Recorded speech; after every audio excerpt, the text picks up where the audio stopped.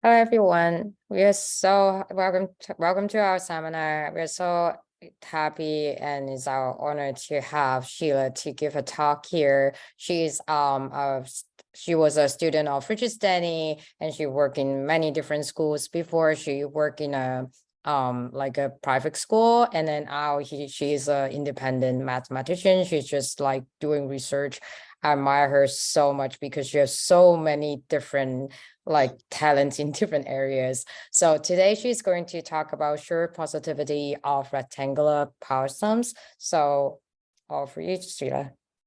Thank you. Thank you very much for the very kind introduction. It's an honor for me to speak here. So the title says Schur-positivity of rectangular power sums. I don't know exactly what everybody's background is, so there will be some introductory stuff. And most of this is a collaboration with John Shareshian, right? And he's at Washington University in St. Louis. Okay.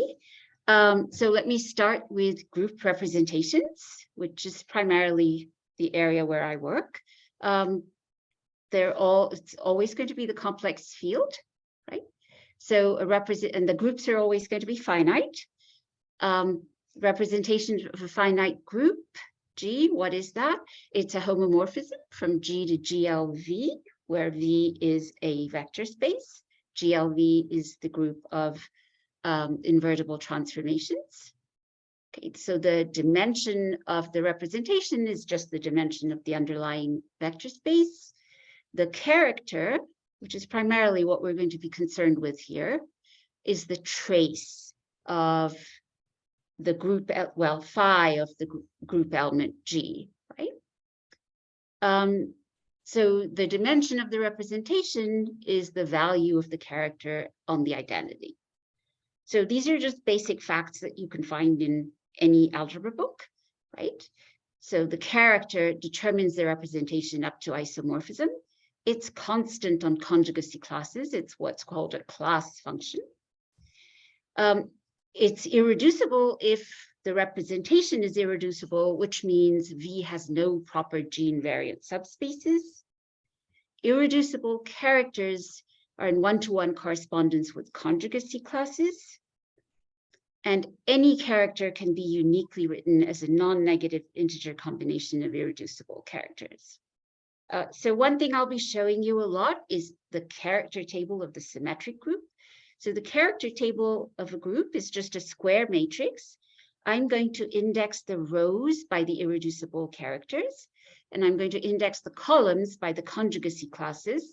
So the entry in the ith row and the jth column will be the value of the ith character on the jth conjugacy class. Right? So that's how it's going to work for this talk. Okay, so actually the stars of this talk are symmetric functions, which is the other thing that I do every day, I guess. So integer partitions of n, what are those? Well, lambda is an integer partition of n if I'm going to write it in as a non-decreasing k tuple that adds up to n. And the number of parts, k, I will call the length of the partition. That's my L of lambda. Okay. In the symmetric group, partitions index the cycle type of a permutation, so they index the conjugacy classes. The rth power sum symmetric function is, so symmetric functions in variables x1, x2, and so on. The rth power sum is the sum of xi to the power r. The sum is over I. This gives us, we can extend this multiplicatively. So for every partition lambda, we have a power sum p subscript lambda, which is just the product of p lambda 1, p lambda 2, and so on. So it's the product of the individual p lambda i's. Right? These are important because in the representation theory of the symmetric group, there is a really important map called the Frobenius characteristic. It's a map that takes class functions to symmetric functions. So p lambda is the Frobenius characteristic of the class function, that's 1 on the conjugacy class indexed by lambda and 0 everywhere else. So it acts like an indicator function for the conjugacy class indexed by lambda. I'm glossing over something here. There's actually a scalar multiple involved that I don't really want to talk about. Okay, the Schur function. S lambda is the Schur function indexed by the partition lambda. And the reason Schur functions are important is because the Schur function is the Frobenius characteristic of the irreducible representation of Sn indexed by lambda. Okay. Oh, and I forgot to say, if you have any questions, please feel free to interrupt me. I'm not very good at monitoring the chat, so just pipe up. Okay, Schur-positivity, that was in the title. So here's a fact. The Schur functions, just saw the extra brace. Okay, the Schur functions S lambda form a basis for the ring of symmetric functions of homogeneous degree n. So the lambdas range over all the partitions of n. So what does it mean for a symmetric function to be Schur positive? I'm going to say it's Schur positive if it can be written as a non-negative integer combination of Schur functions.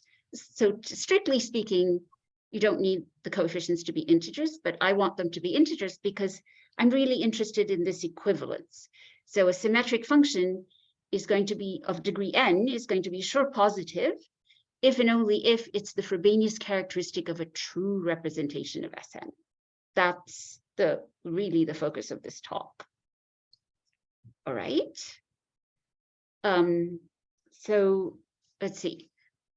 I want to talk about sort of a prototypical example of the sort of the underlying theme in this talk, where this work actually started. I want to talk about the conjugacy action of any finite group on itself, right? So there's always a conjugacy action. It acts by conjugation. It's a permutation representation. The orbits are actually the conjugacy classes. And it's an old theorem of Lou-Solomon that the multiplicity of the irreducible chi in this permutation representation is the sum of all the values chi of C, where C ranges over all the conjugacy classes of the group. There's an even older theorem of frame, and if you know a little bit about the hook length formula for the degree of an Sn irreducible, this is the same frame. This is from 1947. He showed that another way to write the character of this permutation representation is by this formula. You take the sum over all the irreducible characters and you multiply the character chi with its complex conjugate, right? Okay, so one thing about the character values of this conjugacy action, they're actually integers, right? We know they have to be integers because they're a permutation representation. If you calculate the trace, which is what of G, which is what the character value is, you get the order of the centralizer of G, Z of G. And we know from basic group theory that that's the order of G divided by the order of the conjugacy class. So we have a nice formula for the character values in this case. We know exactly what they are. All right. In the context of the symmetric group, the conjugacy classes, as I said before, are indexed by partitions of n. We also know, again, from basic symmetric group theory, the character values are real and they're integers. We're going to see lots of tables in a second. So there's a theorem, and a good reference for this, and a long time ago when well, not so long ago, about 7 years ago, I think, when I started doing research again. This is what started me on this whole subject, is exercise 7.71 in Richard Stanley's EC2.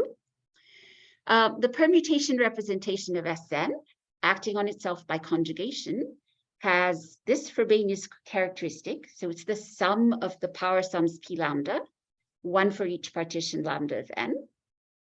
And it can also be written like this: the sum over all partitions nu of n of Schur function S mu star S nu, where star denotes the internal product or inner tensor product.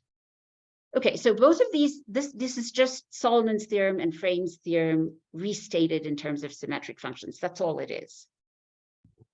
So this was what got me started on thinking about this problem.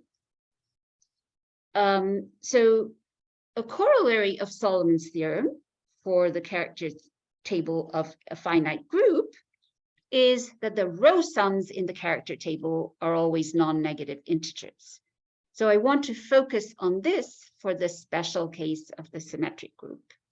Okay, so here are some character tables. I'm doing S2, S3, and S4, right? And you can see that the row sums are non-negative. They're actually after n equals 2, you can even prove that they're positive. You can find orbits where all the irreducibles occur. That's something I discovered a while back, but it's a fact that it's positive. Okay, so one of the open problems in EC2 is an obvious question. What's the multiplicity of the irreducible indexed by lambda in the conjugacy action? This seems to be a hard problem. I have no idea how to do this. Some special cases are very easy. So for instance, for the trivial representation, the one indexed by the one row partition n, we should be able to say what the row sum is. So this would be the row sum for the top row. So let me just pause for a moment here. And anybody want to say what the row sum should be for the top row? It's a well-known number. So the trivial representation means the character values are 1 on every conjugacy class.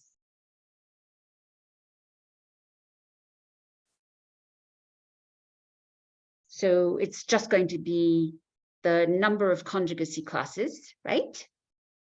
Which for the symmetric group is the number of partitions of n, right? So there are 3 partitions of 3 integer partitions. There are 5 integer partitions of 4. And then if you did n equals 5, you would get 7 and so on. So that one's easy. Is that okay? Are there any questions? I just want to make sure I'm being clear about everything. Okay. All right. Another one that's easy is the multiplicity of the sign representation. This one is interesting because it has old and classical connections going back to Euler. So I wanted to say something about that, right? So this is an old proposition of Euler, and I'm sure if you've taught, combinatorics, basic combinatorics, you do this, and maybe you do this by deduction. The sum of -1 to the n minus L of lambda taken over all partitions lambda of n is always non-negative. Of course, Euler didn't quite state it this way. So it equals the number of partitions of n into distinct odd parts, and it's also the number of self-conjugate partitions of n. What is the sum, though? What's the sign representation? The sign representation maps as a representation, it takes a permutation of the symmetric group to the sign of the permutation, which is -1 to the n minus L of lambda, if you think about it, right? A cycle of length d has sign -1 to the d minus 1. If you add all those up over all the cycles, you get -1 to the n minus L of lambda. Okay, so Euler's formula is this. So this is why we're getting the business about the distinct odd parts and so on. There's an easy generating function proof, like I said. And so if you add up all the plus and minus ones, the sort of interesting thing that happens that we know in a variety of ways now is that the sum is always non-negative, right? So I listed at the bottom here, I listed the values of all, the number of distinct partitions of n with odd parts. You can see that they grow kind of slowly in contrast to the partition function, which grows fast. Okay, so the questions that are motivating this talk so I started to think about this, and I wanted to know, okay, which subsets of columns in the character table of Sn will give me non-negative row sums? Another way to say this is, which subsets of partitions of n will have the property that when I add up the power sums, one for each partition, I'll get something that's Schur positive. So it's the Frobenius characteristic of an Sn module. Right? So some simple things that I should point out. If the subset doesn't contain the partition 1 to the n, then this sum of power sums can't be the Frobenius characteristic of a true module, because your dimension will be 0. That's easy to check. The dimension is, the contribution to the dimension comes from the partition, from the power sum p1 to the n. Right? So if that's not there, you get a virtual representation. If your set consists only of the partition 1 to the n, you have the regular representation of Sn, right? The one that has all the irreducibles with multiplicity equal to the dimension of the irreducible. If you just took 2 columns in your character table, one of them being 1 to the n, that's always non-negative. So because that's simple, I thought I would give you a quick proof. So what's going on here? For any irreducible character, chi, if you're evaluating the character on sigma, and sigma has cycle type mu, well, the character is a trace. So it's the sum of the eigenvalues. The number of eigenvalues is the dimension of chi, right? However, we're in a finite group. This is true, by the way, in general for any group, I should have said. The eigenvalues are all roots of unity because sigma has finite order. So that means if you add them all up and you take the absolute value, you will always get something less than or equal to the dimension. So character value in mu plus character value in 1 to the n will always be greater than or equal to 0, right? In the case of the symmetric group, chi of mu is an integer. All right, so here are some examples. Here's my first example. This is in S6. Just to show you that this is a non-trivial problem, I'm taking this set of partitions, right? And I get this multiplicity-free sum of power sums. If I compute the multiplicity of the Schur function indexed by 2, 1 to the 4, I get -1. I can change my set a little bit. So I replace the second and the third partitions here. I can use, you can see this little thing, right? Okay, thanks, Anna. So I changed these two here. And if I look at the multiplicity of the Schur function indexed by 3, 3, I get -1 again, right? Okay, so there's something interesting here to say. So some theorems that I proved, so I threw them all together on one slide because I really do want to talk about the work that John Shareshian and I did, which is interesting. If par sub n is the set of all partitions and do subscript n is the set of partitions with distinct odd parts, and I'm going to define for any subset of partitions p subscript t sub n to be just the multiplicity-free sum of power sums, where the partitions are picked out from the set I've chosen. So like I said, this is a lot of theorems put together. I know that this function is Schur positive if I take lambdas where all the parts are odd, or if I take lambdas where n minus L of lambda is even, or if I take lambdas that do not belong to the set of partitions with all parts distinct and odd, and so on. Right? There are some divisibility conditions as well that you can throw in here. So item 5, well, so there's 5 and there's 6, right? These are sort of interesting. Okay, so this was something I knew already. Here's some non-examples. Just because you include the partition 1 to the n, you're not guaranteed Schur positivity. You might think, oh, well, you're taking all of the regular representation, maybe that will, you know, knock out all the negatives, but it doesn't. So here's 3 examples where I'm taking 1 to the n, but I'm also taking all partitions lambda of n, where n minus L of lambda is odd. Okay, so in all 3 examples, you can see that 1 to the 4, 1 to the 5th, 1 to the 6th, that particular Schur function, which by the way corresponds to the sign representation of Sn, occurs with negative multiplicity. So this is, it's almost a true module, but not quite.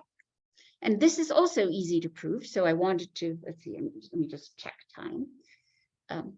Okay, what's the proof of this fact?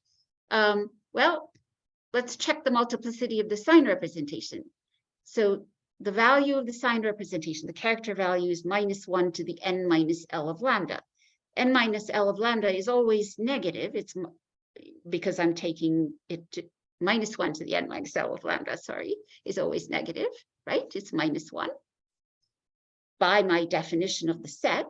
So my total multiplicity will be this number, 1 minus the number of partitions where n minus L of lambda is odd. That's always going to be negative as long as n is greater than or equal to 3 or something. Okay. So here's the character table of S6.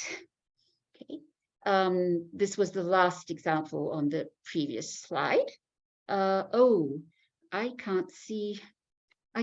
Can you see the last column? Oh, here, let me do that. Yeah, okay. Can you see the last column? There should be a column heading with heading R, and there should be a column with heading S in orange, right? Yeah, I see that. Okay, thank you. Yeah, so I've highlighted the conjugacy classes that I'm picking. And so the S column is that sum, right? The R column is the sum of all the character values over all the conjugacy classes. And you can see the -4 at the bottom that we talked about. Okay. All right. So now let's come to the main part of this talk, which is about rectangular partitions. So what am I calling a rectangular partition? It's one where all the parts are equal, right? So if n is prime, there are going to be only 2 rectangular partitions. Oh, so why am I calling these rectangular? If you draw the Ferris diagram of the partition, the usual graphical depiction of an integer partition, it's a rectangle. Okay, for 4, I have 3 rectangular partitions, and for 6, I have 4 rectangular partitions. All right, so here they are for S4. So now I want to look at the row sums restricted to the rectangular partitions. And you notice again, so these are the ones in blue. They're all positive for n equals 4. Let's do n equals 6. So remember, n equals 5, I already know because that's just 2 conjugacy classes. 5 is prime. So there are only 2 rectangular partitions. And we already said that if you just picked 1 to the n in another partition, you would always get something that's Schur-positive, right? Okay, but let's do 6 because that has more rectangular partitions. And if you do it again, you can see the rightmost column where I wrote rectangular sum. They're all non-negative. Okay, and not strictly positive though. Okay, so something's going on. I hadn't actually thought of this, but in I believe it was July of 2021, Frédéric Chapoton posted a question in, I think it was math, sorry, I don't look, I'm just blanking on, not Stack Exchange, the other one. Anyway, sorry, just completely went out of my head. Anyway, he posted this Math question. overflow? Thank you, Math Overflow. Thank you very much. Yes. So he posted this question. Is the sum of power sums corresponding to rectangular partitions Schur-positive? And he had some evidence. He'd computed them for some large number of values. So he asked this question. And as I said, I don't check this very much, but Richard Stanley wrote to me and said, well, do you know the answer? And I was in the middle of something else. I was really absorbed in something completely different. So I sort of ignored it. I said, no, I really have no idea. And then about a week later, John Shareshian wrote to me and said, did you see the post on Math Overflow? People are saying that you must know the answer. Well, there's nothing like the pressure of somebody saying you must know the answer. So then I actually paid attention and looked. And then John and I started talking and we figured it out. So yeah, so the answer to Chapoton's question is yes. This sum is Schur-positive. So this is the sum of power sums indexed by all the rectangular partitions. And it was very lovely because I learned a whole lot of very classical number theory, old-fashioned number theory, I guess. So the proof uses technical results on Ramanujan sums. And so I'm very excited to be able to even say the word Ramanujan in my work. So this is great. So we answered Chapoton's question, and then we have some extensions. So for instance, one of the extensions is if you now weight your power sum with a Ramanujan sum, that symmetric function is still Schur-positive. Okay. So some classical number theory, arithmetical functions. So what is this Ramanujan sum? So C subscript D of R. So I'm following Hardy and Wright, which is like really the only number theory book I own. It's the sum of the rth powers of the primitive dth roots of unity. So write down all the dth roots of unity, raise them to the power r, and add them up. Hardy and Wright called this expression a Ramanujan sum because although it was known, it had been looked at before Ramanujan. I'm going to say something about that. The history is interesting. It was a famous 1918 paper of Ramanujan where he really used these sums to prove all kinds of interesting things. Okay, so other arithmetical functions that are well known, right? Phi of D is Euler's totient function. It's a number of integers less than D and relatively prime to D. Mu of D is the number-theoretic function. These are both special cases of Ramanujan's sum, right? CD of D is the number of primitive roots of unity, that's phi of D. And CD of 1 is the sum of all the primitive dth roots of unity, that's mu of D. Okay. So the Ramanujan sums are actually integers. So this is a theorem, a 1906 theorem of, I don't know how to say this Dutch name properly, so Kluiver, perhaps. There's this formula for CD of R. So phi of D, mu of D over GCD of dr divided by phi of D over GCD of dr. The right-hand side is something called the von Sterneck function. It appears in a 1902 paper of von Sterneck, but apparently he didn't make the connection with the sum of powers of primitive dth roots, and Kluiver did. Okay, so representations of Sn. So I actually knew about Ramanujan sums a long time ago because there are certain representations of Sn that I had been studying. So let me tell you what those are. So I'm going to take the cyclic subgroup of Sn generated by the long cycle, right? Its irreducible representations are just these one-dimensional representations, of course. You just send the generator to an nth root of unity. So there's one for every nth root. And I want to take this irreducible representation and induce it up from Cn to Sn. Okay, I'm going to call this representation the Folks representation, right? Because there's a theorem of Herbert Owen Folks, right? And again, you can find this as an exercise in Stanley. He essentially computed the character values of this induced representation. So you can see why the Ramanujan sums come in, because they come in as, you can sort of see why you would get the totient function and the Möbius function in there because you're inducing this these roots of unity. Okay, so this is Folk's formula up there. And if you've seen this before in any context, there's actually a very nice description of the multiplicity of each irreducible. It's the number of standard Young tableau of shape lambda with something called the major index congruent to R modulo n. All right, so like I said, I'm going to call these L subscript n superscript R the Folk's representations.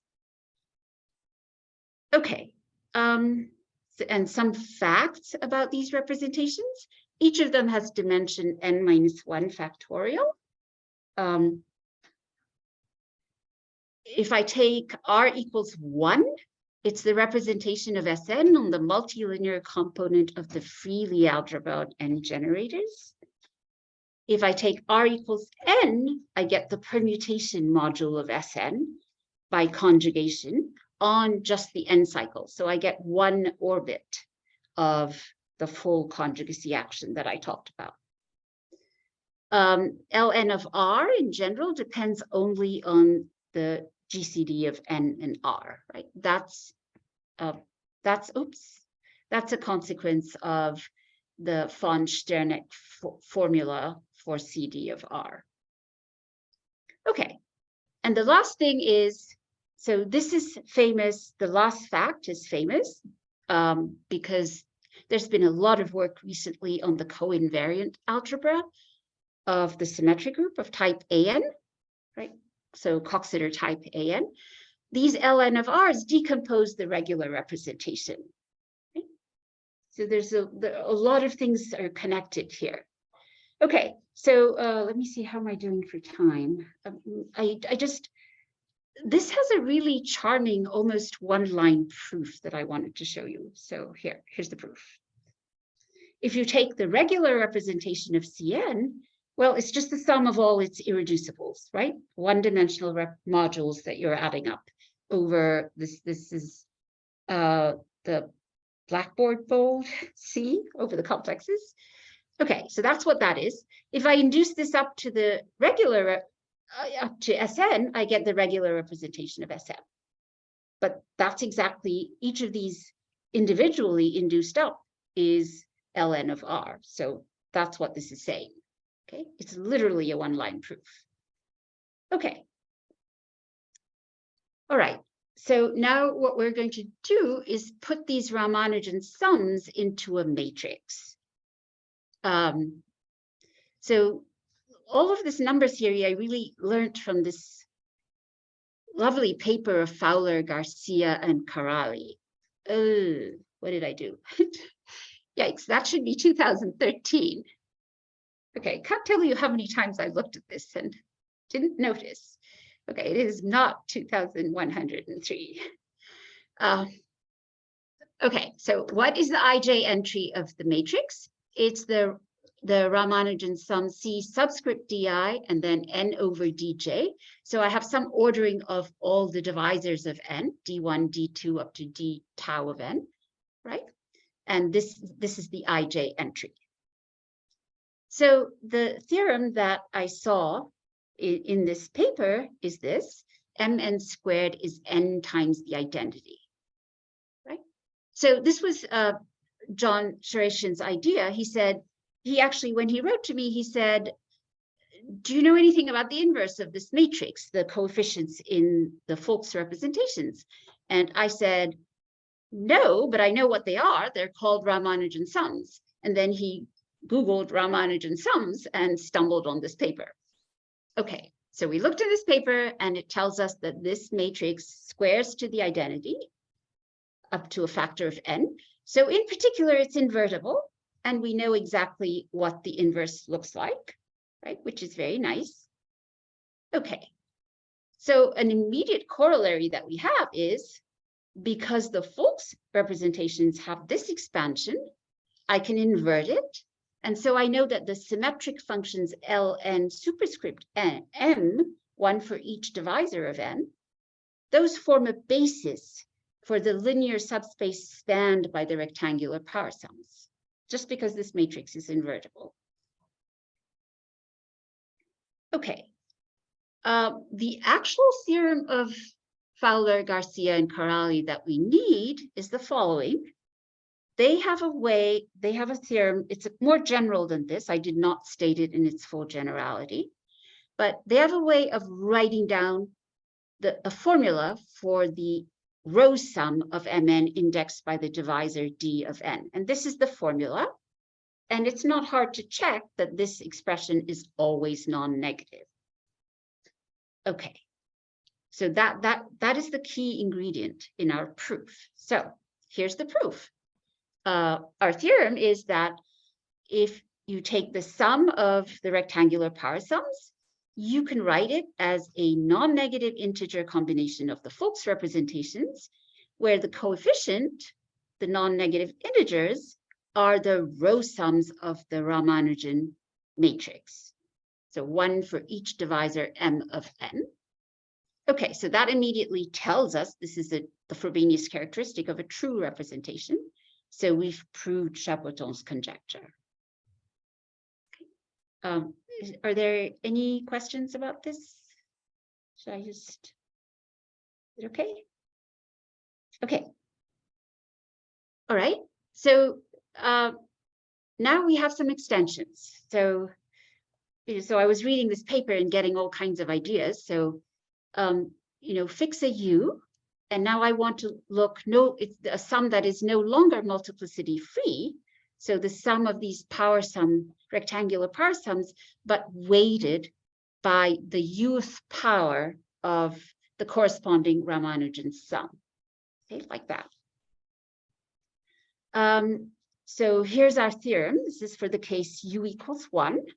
We can prove that this sum is also Schur-positive, so it corresponds to some representation. So actually, the way we prove it is, again, to show that this is a non-negative integer combination of the Folks representations. This proof is a little more technical.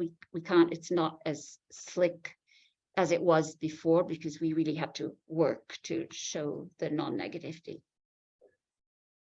Okay, so here are some special cases.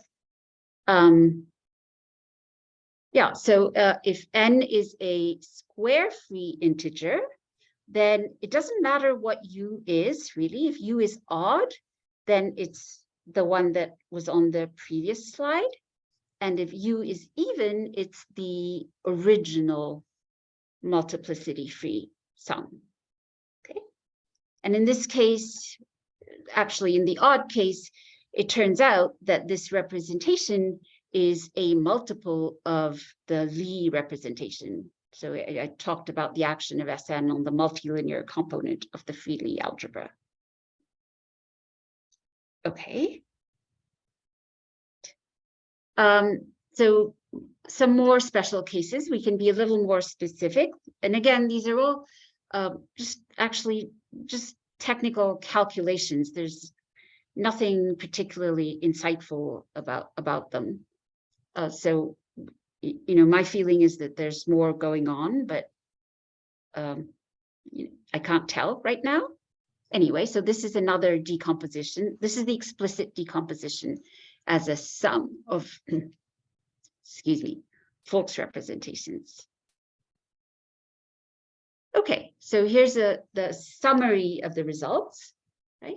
So when I look at this symmetric function R subscript n and u, it's a non-negative integer combination of the Folks representations in each of the following cases. So it's Schur-positive. So we were able to do it for u equals 0 and u equals 1. We're able to do it when n is square-free for all u. And we're also able to do it when n is 4 times an odd square-free number. So the square-free part, a lot of this has to do with properties of Ramanujan sums again.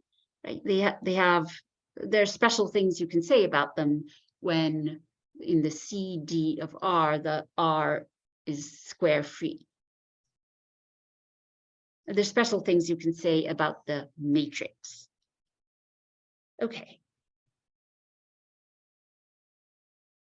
Here's some more examples or non-examples. So something interesting again. If you look at R and U, it can be Schur-positive even if I can't write it as a non-negative integer combination of the Folks representations. So these are the first two smallest examples that I could find. So for n equals 8 and n equals 9, and the power is 2. So I'm taking the Ramanujan sum squared times the rectangular power sum, right? So you can see that I can't write this as a non-negative combination, but they still turn out to be square free. They still turn out to be Schur-positive, sorry. Okay, so here is our conjecture. We haven't been able to prove this yet. The conjecture is that when U is 2, this is actually Schur-positive, right? Even though, so the technique that we had, that we were relying on, showing that it's a non-negative combination of the Folks representations, that doesn't work anymore. But possibly we might, we have a lot of computations, so we might be able to tweak them somehow, but I don't know yet. And let's see. So here's data. So all this data was, I generated this data using Maple and John Stembridge's SF package, right? So I'm learning Sage, so maybe I can get farther with Sage, but you can see that the data is overwhelming for the case U equals 2. The Y means yes, they're Schur-positive. So again, I only have to check for n's that are not square free and not 4 times an odd square free number, because I already know those cases, right? So U equals 0 and 1, we already proved. U equals 2 is a conjecture. And for the other cases, there doesn't seem to be, I think I thought there were some patterns maybe, but it's been a while since I looked at this. So I don't know. I have data for 13 and 14 that I didn't include here. It took a long time to run. I'm not a computer scientist, and it always fascinates me how much the complexity of the thing, you go from 8 to 9 and the thing suddenly takes 2 days to run. It's just, I wish I had a good way of estimating the time, but I don't. But literally, there were some that took 3 or 4 days to run and give me an answer. So yeah, so that's it. Thank you very much again for the invitation, and I'm happy to take any questions if you have them.